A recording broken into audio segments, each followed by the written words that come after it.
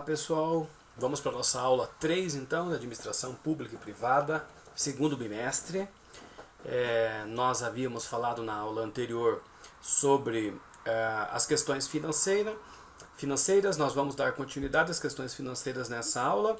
No entanto, vamos dar um enfoque maior para as questões de custos, tá? Então, vamos começar a nossa aula. Prestem bastante atenção porque tem bastante coisa interessante aqui e que exige a atenção dos senhores, tá? Só para a gente cumprir o nosso ritual, estou apresentando para vocês na tela o calendário das nossas aulas, visto que nós já cumprimos 2 aulas, estamos na terceira aula, 6/5, e o tema de hoje é gestão financeira, tá? Eu fiz uma pequena adaptação, estou puxando um pouquinho da questão de custo para essa aula, já para antecipar um pouco o conteúdo, tá? E a sequência das disciplinas se mantém, tá? Então vamos então propriamente entrar na nossa aula, e o tema central dela é gestão financeira, módulo 2, custos, tá? E para que a gente possa entender um pouquinho e conceituar o que são os custos, né? Quais questões básicas que surgem a partir dessa palavra, né? Dessa questão, tá? Isso até me dá um certo arrepio muitas vezes, porque nós temos falado muito, né, na relação de custo nas organizações, e em alguns momentos me parece que ainda é um bicho de 7 cabeças, tá? Porque talvez não seja discutido da maneira adequada tudo isso, tá? Mas para que a gente possa dar sequência, eu até vou tomar um chimarrão aqui porque a aula hoje vai ser longa, podem se preparar, tá? As questões básicas que surgem então são, a primeira delas é: as receitas são suficientes para cobrir os custos das operações? Percebam que receita é o que eu tenho para receber, tá? Então a pergunta é, o que eu tenho para receber cobre tudo aquilo que eu gastei? E quando eu falo em operações aqui, eu estou falando da movimentação da empresa, tá? Então o que eu tenho para receber paga o que eu estou gastando? A segunda questão: qual é o custo unitário do produto ou do meu serviço? Como que eu chego a esse número, né? Qual que é o custo unitário de um procedimento? A terceira questão chave aqui é o seguinte: algumas funções da empresa estão incorrendo em custos excessivos, os quais na verdade são desperdícios. Então olha o viés aqui de entender o processo e de forma minuciosa analisar esse processo, tá? E a quarta questão: deveríamos redirecionar nossos esforços de marketing, produção e logística para tornar a empresa mais lucrativa? Então, poxa, o que eu tenho que fazer então? De que maneira que eu vou corrigir? Eu não tenho resposta para todas essas questões, né, em apenas uma aula. Mas ao longo ainda das outras dias de aula a gente vai discutir sobre esse assunto. Mas o importante é nós darmos o primeiro passo hoje, né, colocar a pulga atrás da orelha para que a gente possa dar uma sequência, né, na análise desses eventos e dessas teorias e desse conceito, né, que é fundamental para que a gente possa tocar um negócio, tá bom? Começamos então com essa figura emblemática, né? Essa figura ela tem a ver com a relação de que nós temos vários caminhos que nós podemos tomar na empresa, né? Alguns mais fáceis, outros mais complexos, outros mais direcionados, alguns outros mais difíceis de serem tabulados. Mas o importante é que a gente escolha um caminho. E o caminho que a gente escolher, nós temos que entender ele e, mais do que nunca, saber aonde estamos indo, tá? Então custo tem a ver com essa relação de tentar escolher uma diretriz, uma definição para trabalhar na empresa e ir atrás dessa estrutura, tá?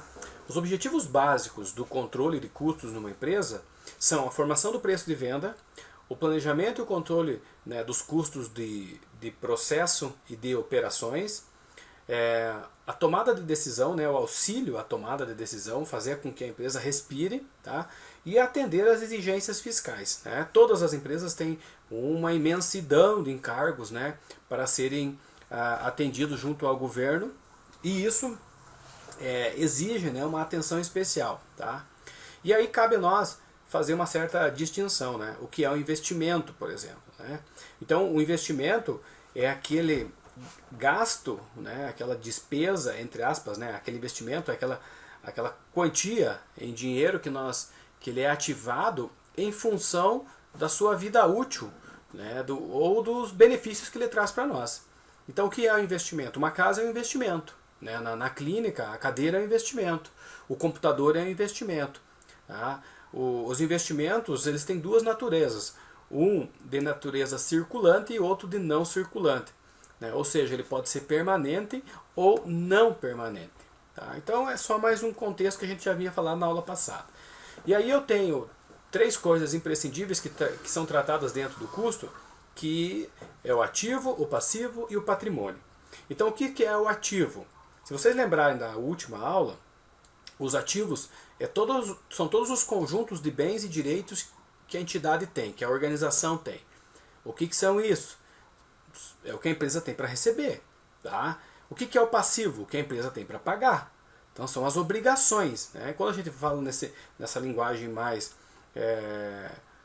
contábil, né? Então é o que eu tenho para receber, bens e direitos, e é o que eu tenho para pagar, dívidas e obrigações. E o que é o patrimônio? O patrimônio é o conjunto de bens, de direitos, de dívidas e obrigações de uma entidade. Então veja que o patrimônio ele soma o teu ativo e o teu passivo. Tá? Ele é uma somatória do todo da empresa. Então quando a tua empresa é avaliada, ela é avaliada a partir de todo esse eixo.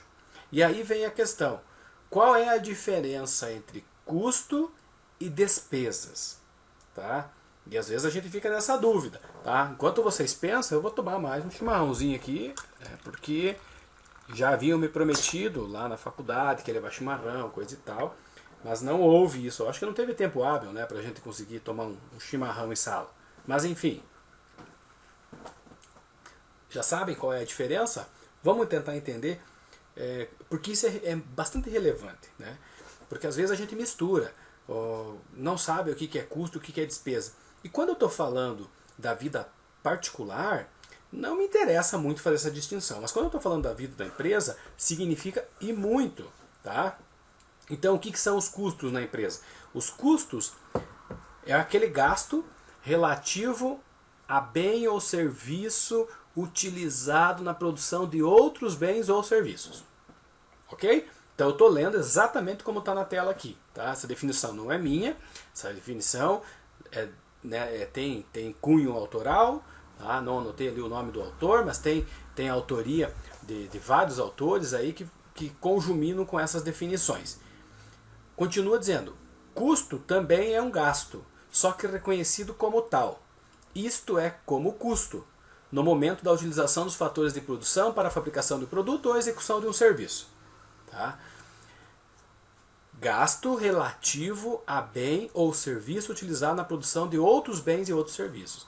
E significa o quê? Significa que para fazer a erva mate, que está aqui na cuia, o processo precisa de outras despesas, de outros gastos. A somatória desses gastos e a tributação em cima deles vai ser considerada o custo. Tá? E as despesas? Despesas, né, bem ou serviço consumido direto ou indiretamente para obtenção de receita. Então o que são despesas? É aquilo que eu acabei investindo, para que eu possa ter uma receita. Puta, mas aí o professor complicou, porque parece que não explicou nada com nada, não é isso? Parece que vai dando um nó na cabeça. Tá aqui, ó. Vamos fazer assim. Diferença entre despesa e custo. Tudo que for produção e operação, eu vou ver como custo. Tudo aquilo que for que subsidia a produção, vai ser encarado como despesa. A secretária da empresa é uma despesa. Né? O operador de máquina é um custo. A secretária do teu consultório é uma despesa. Entende? A tua ajudante, a tua auxiliar clínica é um custo. Ok? Entendido? Tá? Claro? Custo, despesa. Tudo que é custo é para executar, para fazer. Tá? Tudo que é despesa é aquilo que dá suporte para o processo. Ficou claro, né? Ficou tranquilo, estou vendo aí, estou imaginando, né, no rostinho de vocês que vocês estão entendendo tudo, tá? Continuando aqui, ó. Diferença entre despesa e custo. Custo, né, nas questões de indústria, são os gastos de industrialização do produto. No comércio, são os gastos relativos às mercadorias para revenda.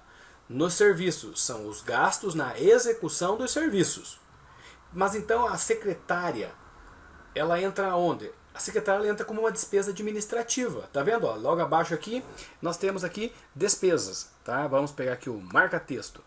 Marca-texto amarelinho. Tá aqui, ó, despesas. Despesas administrativa. Então uma secretária ela vai se encaixar como despesa administrativa. Tá? Ok? Certinho? As despesas também são despesas comerciais, são despesas financeiras.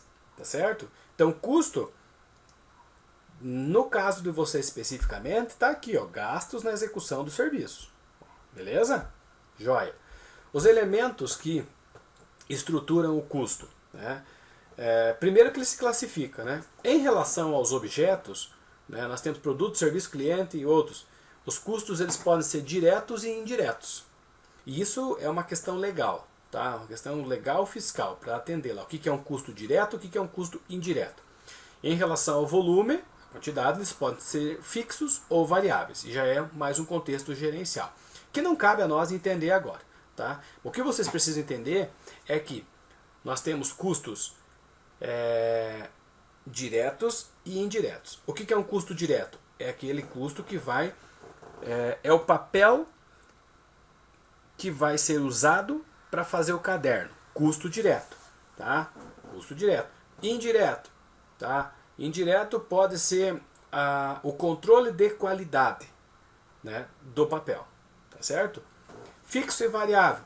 Custo fixo, aquilo que acontece todo mês, né, todo santo dia. Custo variável, aquilo que oscila em termos de valor, um mês tem, outro não tem, e assim por diante. Tá? Por isso que ele é gerencial. Os elementos do custo, nós temos então os materiais diretos. O que é direto? É a matéria-prima, é a embalagem, são os componentes. Mão de obra direta. A gente vai falar de mão de obra de hoje porque eu acho que a mão de obra é um ponto bastante crucial para vocês, tá? Para vocês saberem dimensionar o custo de vocês. Então a mão de obra direta é aquela que tem a ver com o pessoal que está executando a atividade.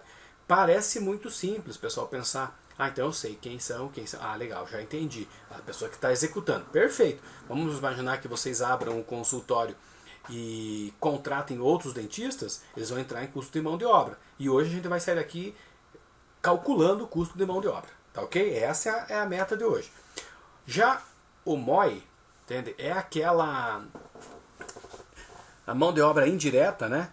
É aquela que não tem nenhuma interferência física direta no processo de transformação, supervisor, engenheiro, etc. Por exemplo, mão de obra indireta na atividade de vocês. Cri, cri. Não. A secretária, a tia da limpeza, a tia do cafezinho, tá?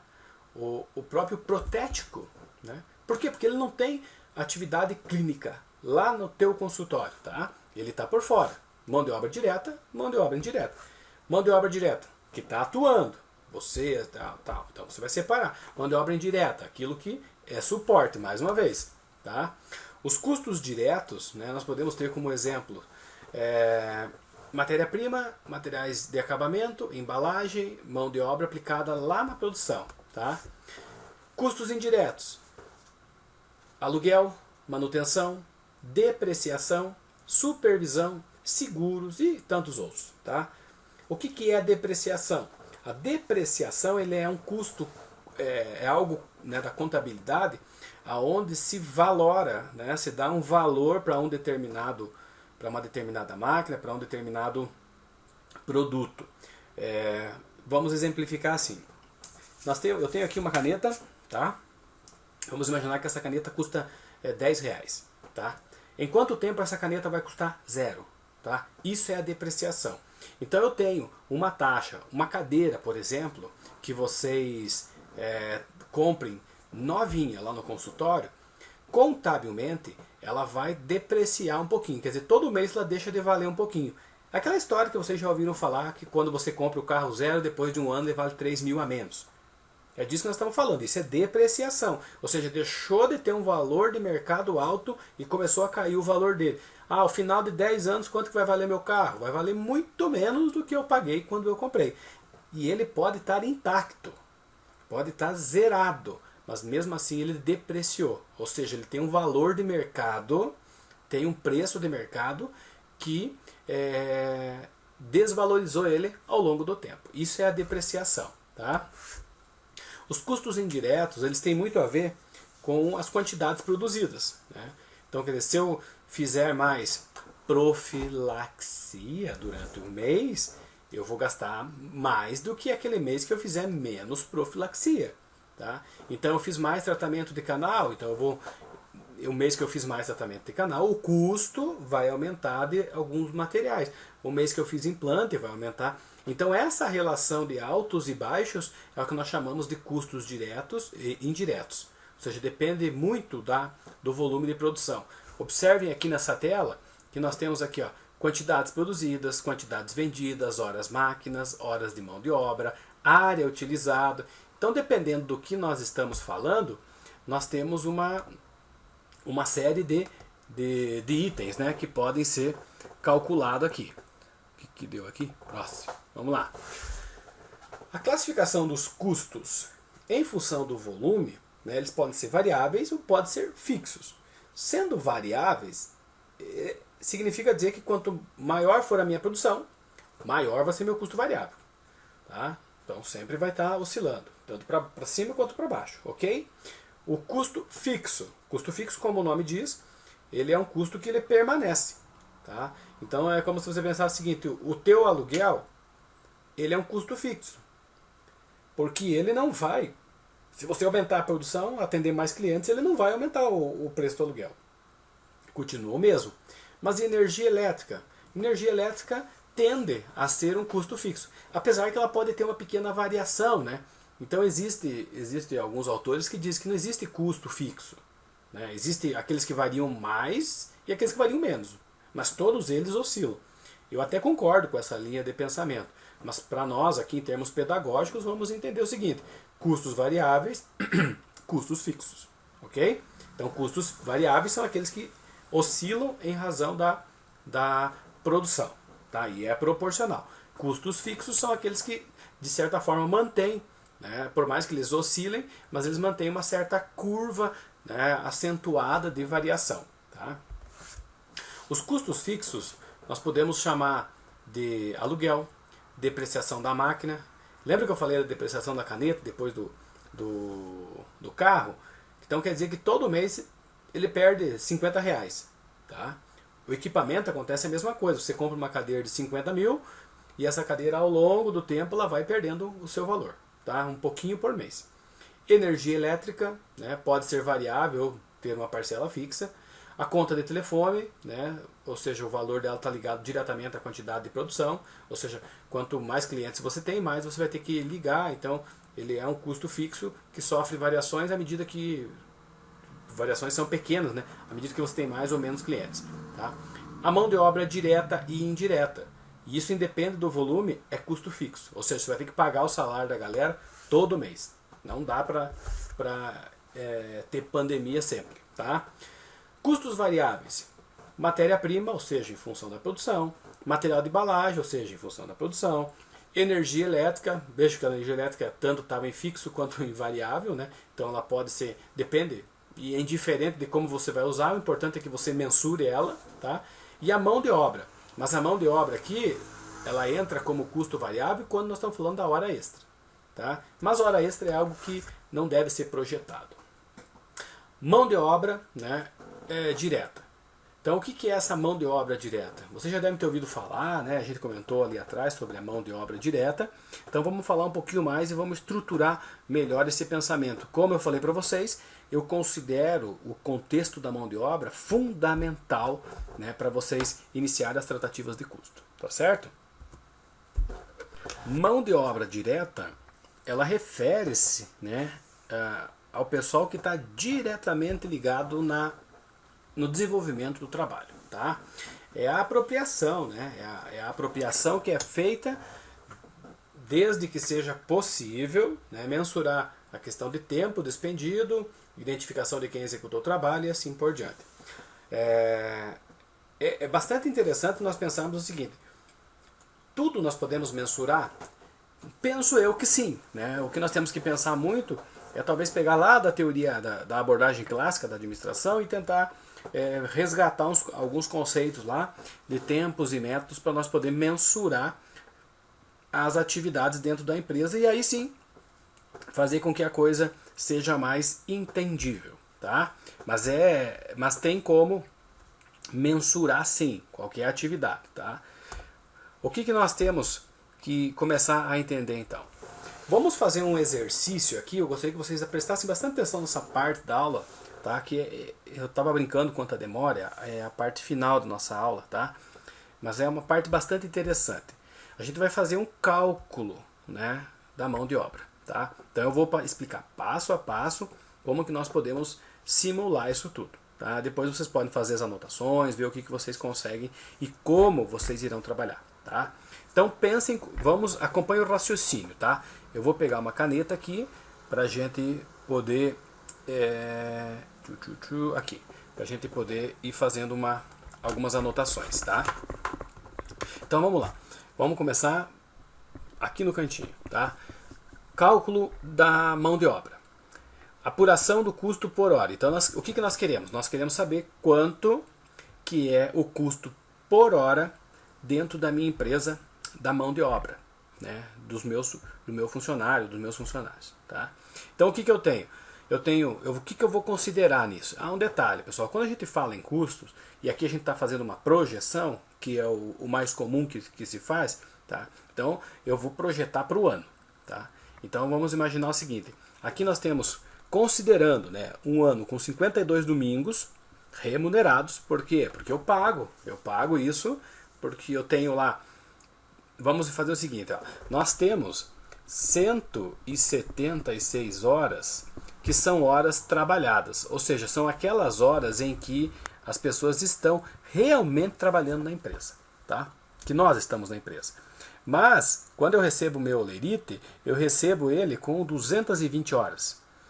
Porque eu estou recebendo aqui as horas de descanso semanal remunerado.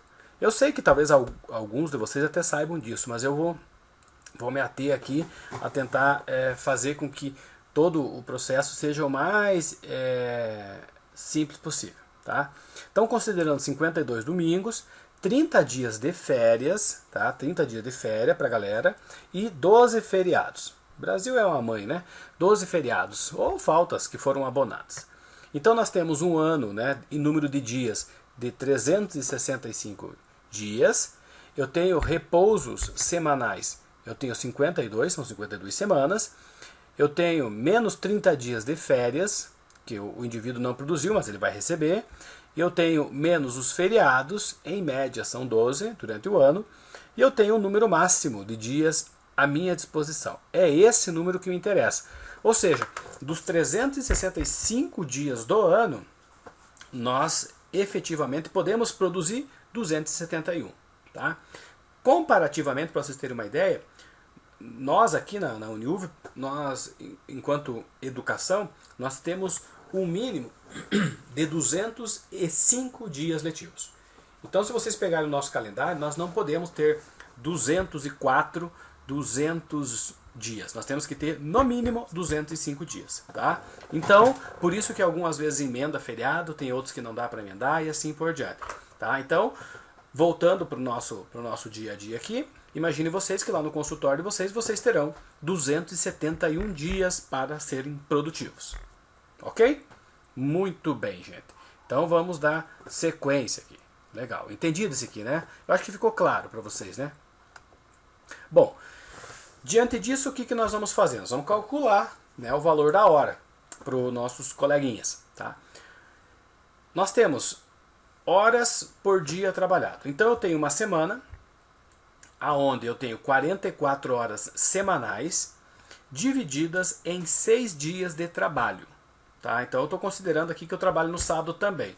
Significa dizer que nós vamos trabalhar, em média, 7 horas e 33 minutos por dia. Tá? E vamos supor que cada hora aqui seja 100 dólares. Aqui eu coloquei o salário de professor, que é mais fácil, está mais dentro da minha realidade. Tá? Ah, gostaram, né? Então, vejam bem, veja que até agora o que nós estamos fazendo é coisa muito simples. Eu simplesmente peguei o total do ano, 365, tirei os feriados, tirei as férias, tirei o descanso semanal remunerado, tá? E algumas faltas justificadas, em média. E cheguei a um valor de 271, se eu não me engano. É isso, né? 271. Então, 271 dias que eu posso produzir. Legal, já sei o quanto de dias que eu vou trabalhar. Agora eu quero saber quanto que eu gasto, quanto que eu vou ter que colocar por hora. Então, eu tenho um valor, eu tenho uma quantidade de horas que eu trabalho durante a semana, 44 horas, essa é a minha obrigação que eu tenho que cumprir na minha empresa, tá? Os meus funcionários têm que cumprir comigo, então, e eu trabalho 6 dias a semana, de segunda a sábado. Então, 44 horas na semana, eu vou dividir por 6 dias da semana, Sunday, Monday, Tuesday, né? Então, eu divido por 6 e eu tenho uma carga horária mínima diária de 7 horas e 33, certo? Cada hora vale 100 dólares, tá? Vamos colocar dólar que fica mais bonito, tá? Mas pode ser dinheiro, tá? É sem dinheiro, na verdade. Tá? Agora, o que nós temos aqui, então? Nós vamos tabular isso tudo. Então, eu tenho 271 dias, lá daquela primeira tabelinha, que durante esses 271 dias, nós vamos trabalhar 7 horas e 33 minutos, cada um desses dias, que equivalem a 100 dinheiros a hora. Eu vou ter um montante total do ano de R$ 198.732,43. Ok? Entendido? Entendido essa linha de raciocínio? Tá, 271 dias, que é o ano menos todos os feriados e férias e assim por diante. O valor da quantidade de dias, de horas por dia que eu trabalho, e o valor de cada hora. Essa é a nossa conta. Muito simples, tá? Aí eu tenho repouso semanal remunerado. E o que isso significa? Significa que nós vamos ter 52 dias que nós não vamos trabalhar, que são os domingos, lembra? 52 semanas, 52 domingos. Mas mesmo assim, a empresa vai pagar por isso, que é o descanso semanal remunerado. Vai pagar quanto? Vai pagar 7 horas e 33 para cada dia desse. Quanto que ela vai pagar? R$100.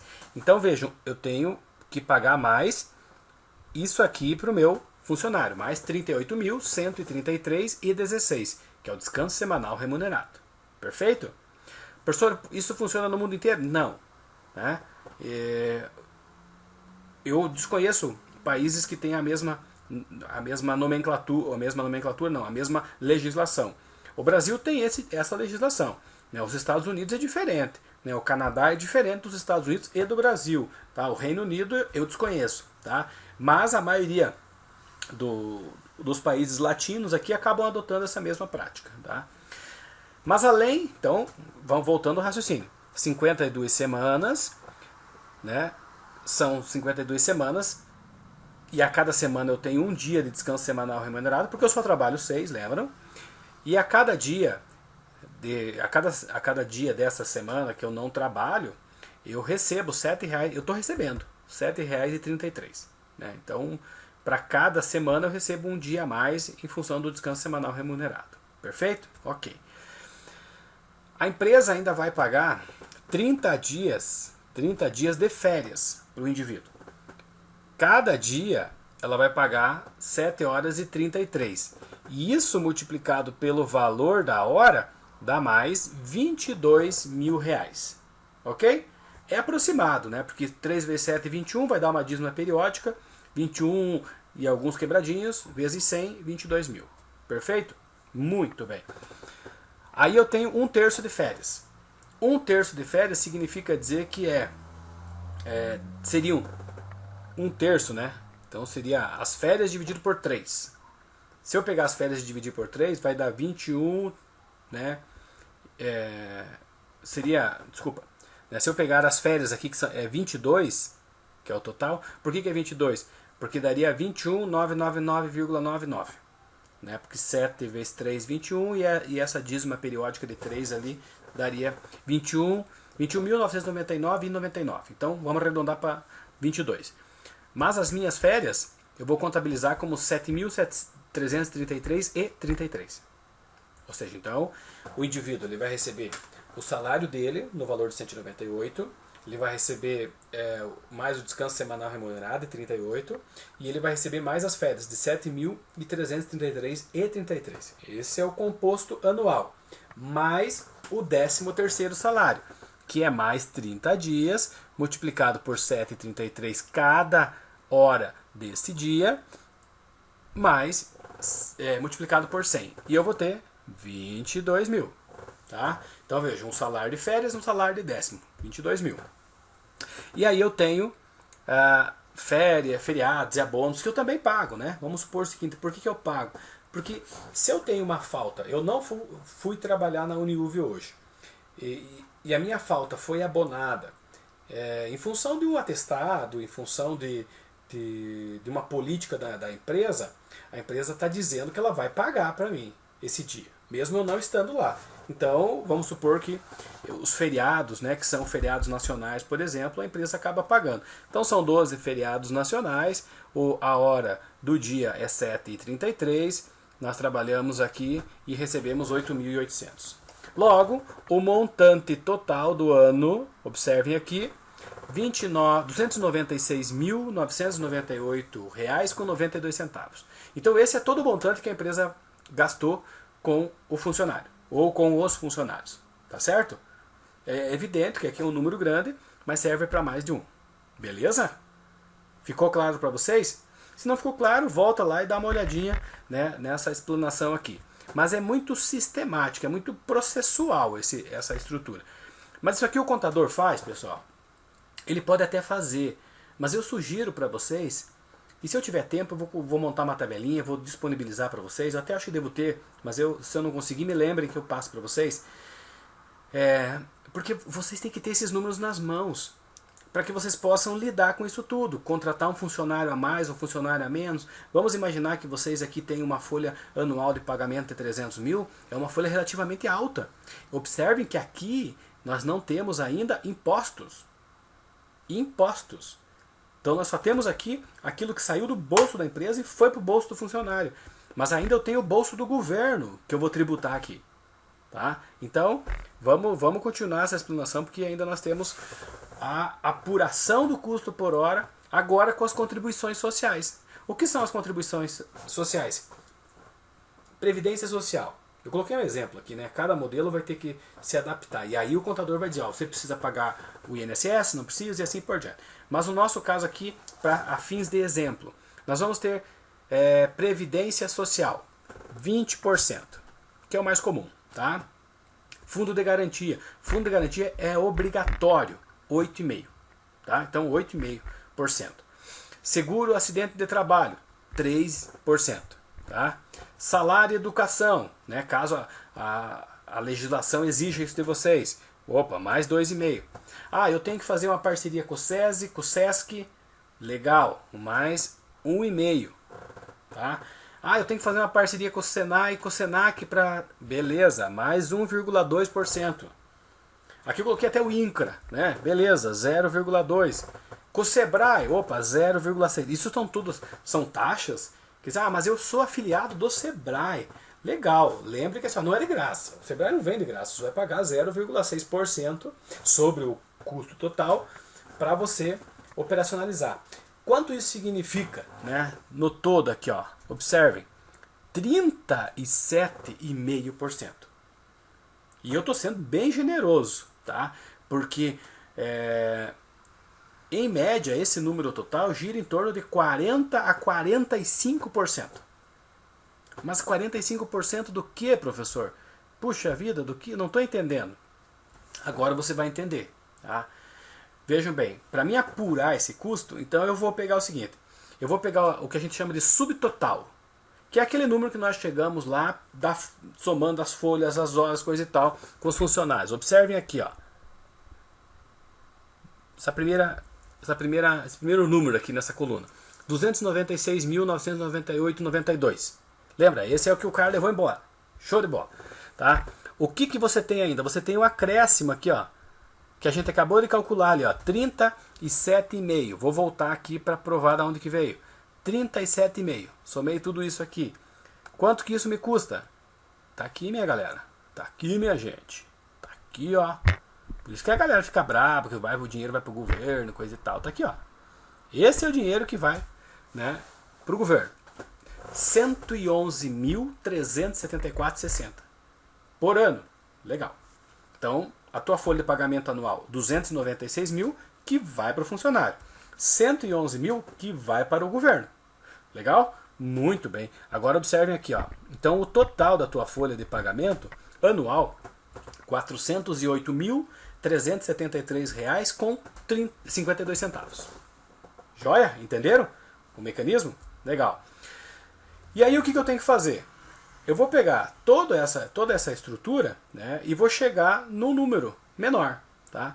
Então eu tenho esse 408 mil e eu vou dividir ele por 271 dias que nós temos trabalhado lá e multiplicar por 7.333. Tá ok? Então eu vou ter 1.987,32. Esse é o meu custo diário. Ok? O total geral por hora, então, vai se dar da seguinte maneira. R$ 408.373,52 dividido por 1.987,32, que é esse número aqui que eu cheguei. Como que eu cheguei nesse número? 271 dias vezes 7,33333. Então, é um número de horas, tá? Número de horas. Acho que eu falei errado antes, né? Mas aqui, ó, é um número de horas. Então, eu tenho 1987, desculpa, 1987 horas e 32 minutos. Esse é o montante total que eu tenho disponível para mim.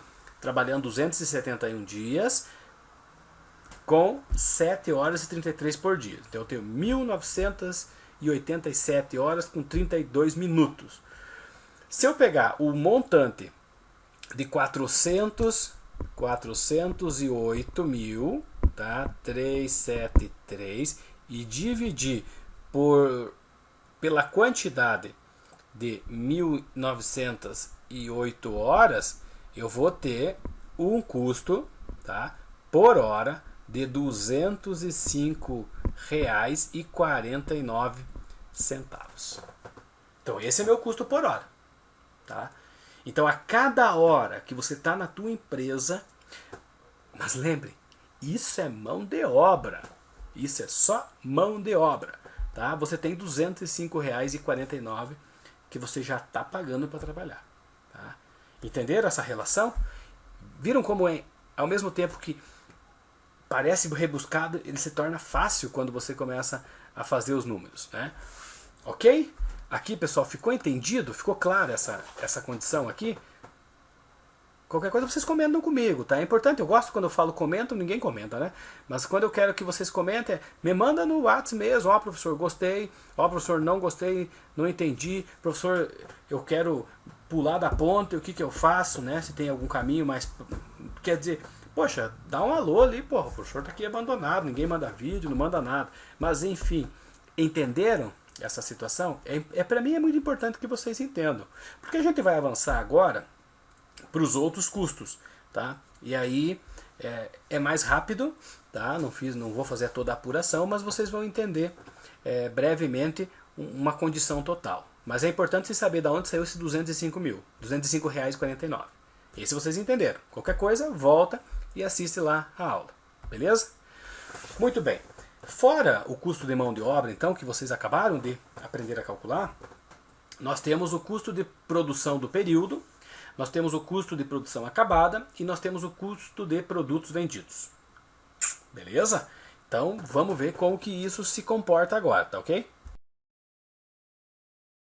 respiramos um pouquinho, né? Saímos da mão de obra e agora vamos ter um apanhado geral das outras instâncias da empresa, né? Então, nós vamos falar agora sobre o custo de produção por mês, chamado de CPP, tá? O custo de CPA, que é o custo de produção acabada no mês, e o custo de produção vendida no mês, tá? Então o que a gente vai estar analisando, né, aqui nessa estrutura, tá? Percebam o seguinte: compra de matéria-prima. Quanto que nós compramos de matéria-prima durante o mês? Nós compramos 400 mil. Tá? Quanto de mão de obra nós gastamos? 600 mil. Tá? Quais foram os meus custos indiretos de produção? 400 mil. Ok? Então nós agora temos aqui um outro exemplo. Tá certo? Então veja aqui: custo de matéria-prima 400 mil. Custo de mão de obra direta, 600 mil. Custos indiretos de produção 400 mil. Ok? E os estoques da minha empresa, como que eu contabilizo? Eu vou ter estoque inicial de matéria-prima. No começo do mês de abril, por exemplo, eu tenho lá 120 mil em estoque. E veja que isso é para mim fazer a apuração do custo. Eu tenho de estoque inicial de produtos em elaboração, aqueles produtos que estão no meio do processo, por exemplo. Vamos supor que no caso de vocês tem uma prótese que está em andamento lá e tal. Legal, 108 mil, 180 mil. E eu tenho estoque final de produtos acabados, ou seja, de produtos que já foram produzidos. Tá? No caso de vocês, nós vamos desconsiderar essa informação, mas é importante vocês entenderem. Se vocês vão produzir algo, né, vocês vão ter lá um custo final do produto acabado de 200 mil. E eu quero saber qual foi o meu custo de produção, qual foi o meu custo de produção acabada no mês e qual foi o custo de produção vendida no mês. Tá? Isso tudo é um composto. Né? O custo de produção, o CPP, propriamente dito, que é o custo de produção no mês, vejam que ele é composto aqui pela matéria-prima, pela mão de obra direta e pelos custos indiretos.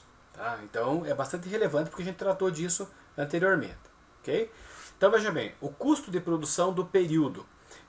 Eu vou ter aqui, ó, consumo de matéria-prima, quanto que eu consumi de matéria-prima, quanto que eu utilizei de mão de obra e quais foram os custos indiretos de fabricação mais, né, o estoque inicial do período. Então o meu custo de produção do período foi da ordem de 1.520.000. Tá? Ah, mas professor, nós estamos fugindo um pouco da nossa realidade. Não estamos fugindo porque nós pensamos assim, consumo de matéria-prima, tudo aquilo que vocês consomem para os procedimentos de vocês, devidamente anotado. Por isso que é anotação, pessoal, por isso que tem que ser bastante inteligente as anotações que nós fazemos, tá? Para chegar a ter esses números. Tá? E aí nós vamos dar a sequência aqui. Então eu tenho o custo de produção acabada. Como que eu calculo isso? Eu vou pegar o estoque inicial, tá, de produtos em produção, que era de 180 mil, que já estava pronto, mais o custo da produção do período, que é 1.520.000, que a gente acabou de ver como que calcula, e eu vou ter um estoque final de produtos, vamos imaginar que é zero, tá? E eu vou ter aqui o total, né, do custo de produção acabada, 1.700.000. Então esse é o meu custo mensal, tá? Esse é o custo mensal. E o custo da produção vendida, ele vai ser o seguinte, ele vai ser o total